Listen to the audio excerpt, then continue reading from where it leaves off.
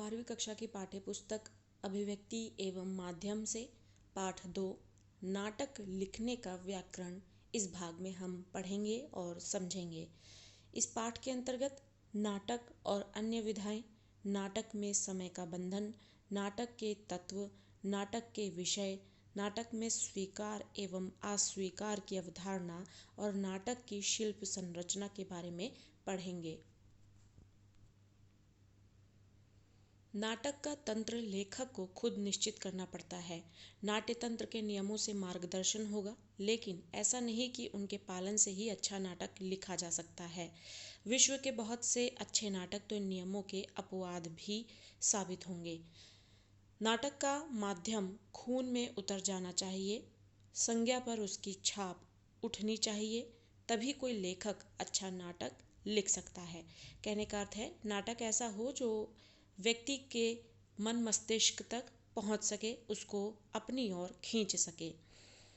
विजय तेंदुलकर मराठी नाटककार। लगातार यह प्रश्न सामने आता रहा है कि कविता, कहानी, उपन्यास की तरह नाटक भी साहित्य के अंतर्गत ही आता है। फिर इसकी रचना में क्या अंतर जरूरी हो जाता है? जब हम इस पर विचार करते हैं तो पाते हैं कि नाटक अपनी कुछ निजी विशिष्टताओं के कारण बाकी दूसरी विधाओं से बिल्कुल अलग हो जाता है। स्वयं हमारी भारतीय परंपरा में नाटक को दृश्य काव्य की संज्ञा दी गई है। यहीं से नाटक अपनी निजी एवं विशेष प्रकृति को ग्रहण करता है और वह है उसके लिखित रूप से दृश्यता की ओर। तो जैसा कि जो नाटक है वो हिंदी साहित्य की ही एक विधा है, जैसे कहानी, उपन्यास होते हैं और एकांकी होते हैं, वैसे ही नाटक भी एक विधा है। और भारतीय परंपरा में नाटक को दृश्य काव्य की संज्ञा, यानी उसको दृश्य काव्य के नाम से भी जाना जाता है, क्योंकि वो बहुत हद तक दृश्य पर आधारित होता है। उसमें जो भी दिखाया जाता है, इस वजह से दृश्य काव्य की संज्ञा उसे दी गई है। और यहीं से नाटक जो है अपनी निजी एवं विशेष प्रकृति को ग्रहण करता है, जिसकी वजह से उसे नाटक या दृश्य काव्य के नाम से जाना जाता है और वह उसका लिखित रूप से दृश्यता की ओर जाना। जहाँ साहित्य की अन्य विधाएं अपने लिखित रूप में ही एक निश्चित अंतिम रूप और संपूर्णता को प्राप्त कर लेती हैं, वहीं एक नाटक जो है वो अपने लिखित रूप में सिर्फ एक आयामी ही होता है।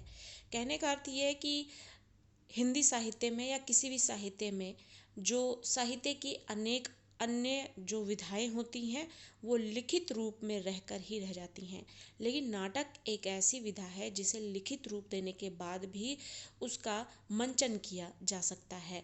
तो जब उस नाटक का मंचन हमारे सामने आता है तब जाकर उसमें संपूर्णता आती है। यानी नाटक जो हैं वो सिर्फ लिखने तक ही सीमित नहीं होते, उनका मंचन करना उतना ही ज़रूरी है, उनको जाहिर करने के लिए और नाटक को उसके विशेषताओं के साथ परिलक्षित कराने के लिए उसको दृश्य के माध्यम से पेश भी करना जरूरी है, तभी अपनी वो विधा को सार्थक कर पाती है।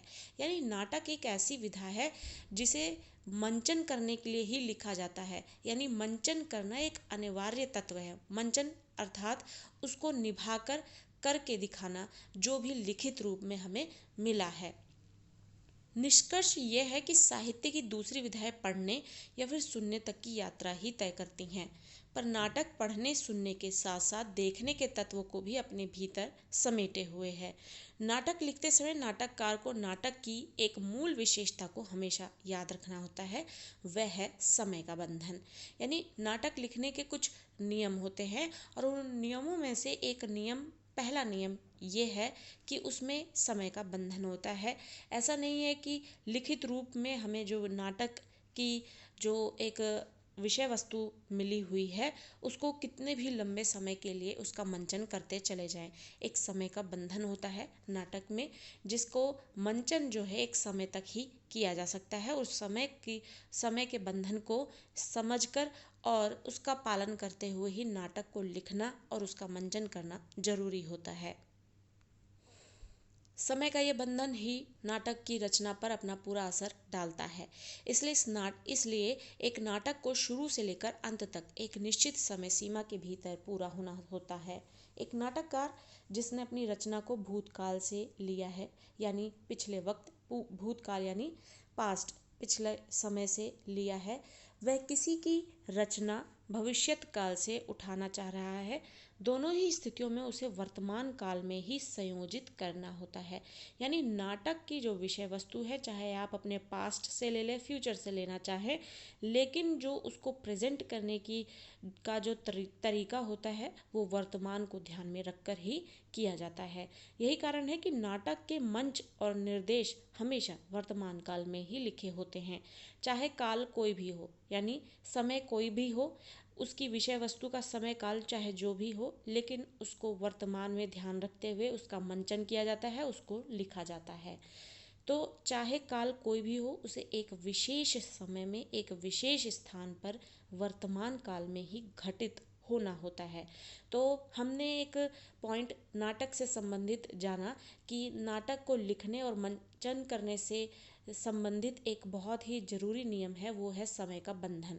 तो समय के बंधन में वो महत्वपूर्ण बात ये है कि नाटक जो है अगर लिखा जा रहा है या फिर मंचन किया जा रहा है, चाहे आप उसे भूतकाल से संबंधित विषय वस्तु को लेकर लिख रहे हो या फिर भविष्य काल से संबंधित विषय वस्तु को लेकर लिख रहे हो या मंचन कर रहे हो, लेकिन उसका मंचन और लिखने का जो तरीका है, उसकी जो विषय वस्तु है, वो वर्तमान को ध्यान में रखकर ही निभाया जाता है।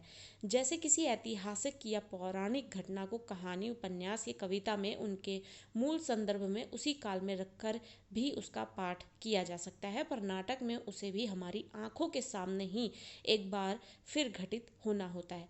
कहने का अर्थ है कि नाटक में जितने भी डायलॉग्स होते हैं या फिर जिसे हिंदी में कहते हैं संवाद, उसको इस तरीके से प्रेजेंट किया जाता है कि जो मंचन करने वाले कैरेक्टर्स हैं, जो उसमें के पात्र हैं, वो उसी समय को हमारे सामने पेश कर रहे हैं। और उसके लिए कई उदाहरण मिल सकते हैं। जैसे हम आजकल अपने टीवी में रामायण देख रहे हैं, तो रामायण में ऐसा नहीं होता है, ऐसे डायलॉग्स नहीं तैयार किए गए हैं कि वो बहुत पहले के समय की बातें हैं। ऐसा होता है, उसको इस तरीके से डायलॉग्स तैयार किए जाते हैं जैसे वो वर्तमान में ही सब कुछ चल रहा है। या फिर आप अपने टीवी प्रोग्राम से किसी और भी नाटक को ले सकते हैं, उसके मंचन को ले सकते हैं, और आप देखेंगे उनके डायलॉग्स इस तरीके से बोले जा रहे हैं कि वो उसी जीवन को जी रहे हैं, अपने वर्तमान को बता रहे हैं हमसे। तो नाटक का बहुत ज़रूरी हिस्सा है कि लिखने और मंचन करने में वर्तमान को ध्यान में रखते हुए ही उसको पेश किया जाता है। समय को लेकर एक और तथ्य यह है कि साहित्य की दूसरी विधाओं, यानी कहानी, उपन्यास या फिर कविता को हम कभी भी पढ़ते या सुनते हुए बीच में रोक सकते हैं और कुछ समय बाद फिर वहीं से शुरू कर सकते हैं, पर नाटक के साथ ऐसा संभव नहीं है। एक नाटककार को यह भी सोचना जरूरी है कि दर्शक कितनी देर तक किसी कहानी को अपने सामने घटित होते देख सकता है। नाटक में किसी भी चरित्र का पूरा विकास होना भी बहुत जरूरी है, इसलिए समय का ध्यान रखना भी जरूरी हो जाता है। नाटक में 3 अंक होते हैं, इसलिए उसे भी समय को ध्यान में रखकर बांटने की जरूरत होती है। तो एक और महत्वपूर्ण बात कि नाटक में 3 अंक होते हैं। पहला हमने समय जो है उस समय निर्धारण से संबंधित जानकारी ली। अब यहाँ पर नाटक में 3 अंक होते हैं, उसके लिए भी हमें समय का निर्धारण करके रखना चाहिए। यदि हम भरत लिखित नाट्य शास्त्र को भी देखें तो उसमें भी नाटककारों से अपेक्षा की गई थी कि नाटक को हर एक अंक की अवधि कम से कम 48 मिनट की हो। अब दूसरा महत्वपूर्ण अंग है शब्द। वैसे ये साहित्य की सभी विधाओं के लिए आवश्यक होता है, पर साहित्य की ही 2 विधाओं, कविता और नाटक के लिए शब्द का विशेष महत्व है। नाटक की दुनिया में शब्द अपनी एक नई, निजी और अलग अस्मिता यानी पहचान को ग्रहण करता है। यानी उसमें शब्दों का सही चुनाव किसमें, कविता में और नाटक में। जैसा कि कविता से संबंधित जानकारी हमने पिछले पाठ में ही ली थी कि उसमें शब्दों का चयन कितना जरूरी है और उसके लिए शब्द भंडार और भाषा से संबंधित गहन जानकारी होना कितना जरूरी है। वैसे ही नाटक में भी शब्दों का बेहतरीन चुनाव बहुत जरूरी है नाटक का मंचन करने के लिए या उसको लिखित रूप में पेश करने के लिए। हमारे नाट्य शास्त्र में भी वाचिक अर्थात बोले जाने वाले शब्द को नाटक का शरीर कहा गया है।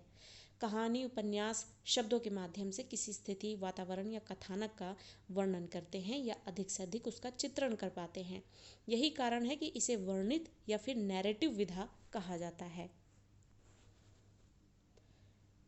कविता इससे आगे है। इसके शब्द बिंब और प्रतीक में बदलने की क्षमता भी रखते हैं। इसी कारण साहित्य की सभी विधाओं में कविता ही नाटक के सबसे ज़्यादा निकट जान पड़ती है। वैसे कहानी या उपन्यास में भी वर्णन घटित होता है, लेकिन यह अंतर यह है कि नाटक में वह कहानी सचमुच हमारी आंखों के सामने घटित होती है। इसी आधार पर कहा जाता है कि एक कवि सफल नाटककार भी हो सकता है।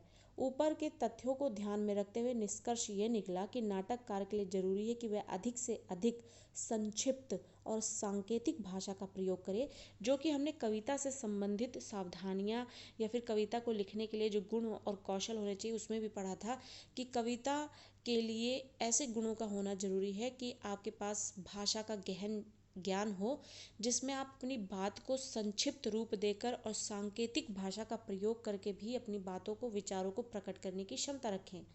तो कवि में अगर ऐसे गुण हैं तो ये भी कहा जाता है कि अगर कोई सफल कवि है तो नाटककार भी अच्छा हो सकता है।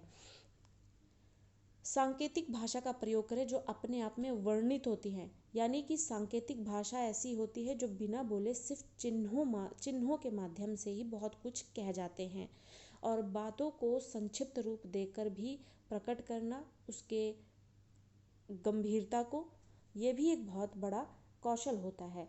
तो क्रियात्मकता उसमें अधिक हो, उन शब्दों में दृश्य बनाने की क्षमता भी भरपूर हो, और वह अपने शाब्दिक अर्थ से ज़्यादा व्यंजना की ओर ले जाए। यानी जो शब्द रूप में हमें अर्थ दिख रहे हैं उसके साथ उसमें जो छुपा हुआ गहरा अर्थ है हमें वो भी समझाने में सक्षम हो सके। इस तरह यह भी कहा गया है कि अच्छा नाटक वही होता है जो लिखे अथवा बोले गए शब्दों से भी ज़्यादा उसे ध्वनित करे। यानी एक लिखित रूप में हमारे पास नाटक है, जब उसका मंचन किया जा रहा है तो वो लिखे हुए नाटक से ज़्यादा मंचित किए हुए नाटक को देखकर वो जितना हमें समझ में आता है वो उतना ही प्रभावी हो जाता है। तो एक अच्छा नाटक वही है जो लिखे अथवा बोले गए शब्दों से भी ज़्यादा उसे ध्वनित करे, यानी जितना लिखा है उससे ज़्यादा गहरे अर्थ हमको समझा जाए, वो एक बेहतरीन नाटक समझा जाता है जो लिखा या बोला नहीं जा रहा। नाटक का मात्र एक मौन यानी शांत अंधकार या ध्वनि प्रभाव कहानी या उपन्यास के 20-25 पृष्ठों की बराबरी कर सकता है। यानी नाटक में जब ऐसे सीन भी दिखाए जाते हैं जहाँ अंधकार, मौन और ध्वनि का प्रभाव दिखाया जाता है, जहाँ जिसे हम कहते हैं बैकग्राउंड म्यूजिक, वो ऐसे प्रभाव होते हैं नाटक में जो कहानियों और उपन्यासों के जो 20-25 पन्ने होते हैं उनकी बराबरी करते हैं। इतने प्रभावशाली होते हैं वो, उनका इतना प्रभाव होता है। एक नाटक के लिए जरूरी होता है उसका कथ्य। पहले कहानी के रूप को किसी शिल्प, फॉर्म या संरचना के भीतर उसे पिरोना होता है। यानी एक नाटक का जो विषय है वो कितना बेजोड़ है, मजबूत है, वो भी बहुत ज़रूरी बात है। तो उसको शिल्प, उसका फॉर्म और उसकी संरचना के भीतर उसे पिरोना होता है। इसके लिए नाटककार को शिल्प या संरचना की पूरी समझ, जानकारी या अनुभव होना चाहिए। एक कहानी बहुत साधारण सी है, उसका शिल्प बहुत अच्छा है, उसकी संरचना बहुत बेहतरीन तरीके से की गई तो भी प्रभावशाली होगी। और एक कहानी बहुत बेजोड़ है, ऐसी कहानी किसी ने कभी नहीं सुनी हो, लेकिन उसकी संरचना बेहतरीन नहीं है, फॉर्म में नहीं है, वो शिल्प अच्छा नहीं है, वो तो अपना प्रभाव नहीं छोड़ सकती। तो इसलिए इन चीज़ों का एक अच्छे रूप में होना और कुशलता के साथ इसका प्रयोग करना नाटक के लिए बहुत ज़रूरी है। एक तो कथ्य, और उस कथ्य को बेहतरीन तरीके से पेश करना। इसके लिए नाटककार को शिल्प या संरचना की पूरी समझ, जानकारी या अनुभव होना चाहिए। यह बात हमेशा ध्यान में होनी चाहिए कि नाटक को मंच पर मंचित होना है। यही कारण है कि एक नाटककार को रचनाकार के साथ साथ एक कुशल संपादक भी होना चाहिए। पहले तो घटनाओं, स्थितियों अथवा दृश्यों का चुनाव, फिर उन्हें किस क्रम में रखा जाए कि वे शून्य से शिखर, शून्य से यानी ज़ीरो से लेकर ऊंचाई तक की तरफ का जो विकास है उसकी दिशा में आगे बढ़ सके, यह कला उसे अवश्य आनी चाहिए। यानी जो एक नाटककार है उसे संपादक की तरह दृश्य तैयार करने आने चाहिए। कैसी स्थितियां हैं, कैसा माहौल है, कैसा आगे एक के बाद एक किस माहौल को, परिस्थिति को हमें मंचन करते वक्त दिखा सकें और दिखाना बेहतर होगा, जिससे एक नाटक जो है वो फ्लो में चल सके और दर्शकों के हृदय में से उसे जोड़ सके। तो उस नाटककार में ये सारे कौशल होना बहुत ज़रूरी है नाटक को सफल बनाने के लिए।